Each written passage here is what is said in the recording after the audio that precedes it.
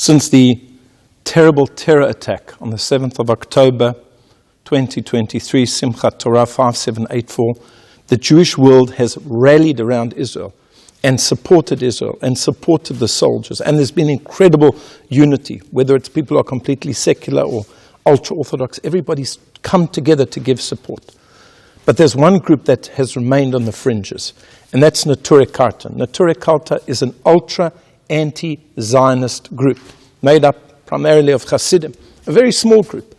But they actually seek the destruction of the state of Israel. They don't want to have a secular state. The state should be run by other people, Arabs perhaps.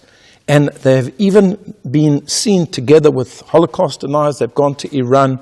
They've associated themselves with Hamas. And very soon after the war, the Satmar Rebbe, the Satmar Hasidim are not known for their Zionism, came out and he gave a speech in which he castigated Neturei Karta. And he said that they have no Masoret Avot, they have no tradition from their forefathers. They're cut off from the Jewish people. They put on Hasidic clothing, long coats and fur hats, Stramlach, and they associate with Rotzchim, with murderers. How can it be that religious Jews, the Neturei Karta, can come to have such views which are really so antithetical and negative, especially during this time? And perhaps the answer we can find in our Parsha. Parsha Terumah, Hashem commands Moshe to tell the Jewish people to make a Mishkan, a tabernacle. And the first item in the tabernacle is the Aron HaKodesh, the Holy Ark. And Hashem describes exactly how the Holy Ark will look. It's a rectangular box, and it's made out of wood, and it's covered in gold on the outside and the inside, and it has around the lip something called a zer, a decorative crown. And the Midrash asks, why is it called a zer? So it says, because if you merit, the Torah will be a zer. It'll be a crown for you. But if you don't merit, it'll be zar. Zar means it'll be something foreign to you.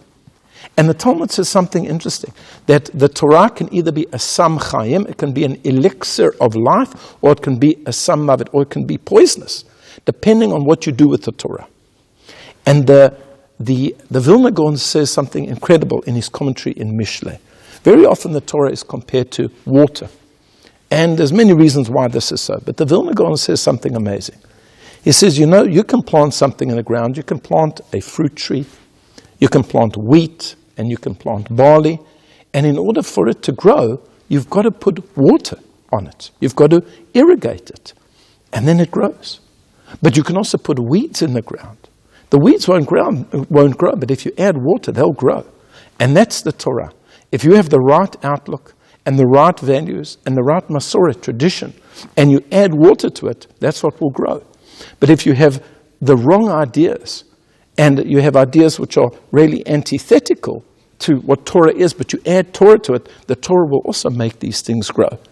So unfortunately, you can have people who are perhaps even great Torah scholars, but they have used that water to irrigate weeds, and that's what will continue to grow. So please God, we should see people come to their senses. We should see the end of the war, if it hasn't already happened, when I filmed the video already several weeks in advance. Please God, the war is over, and we should see peace in our Holy Land. Good Shabbos.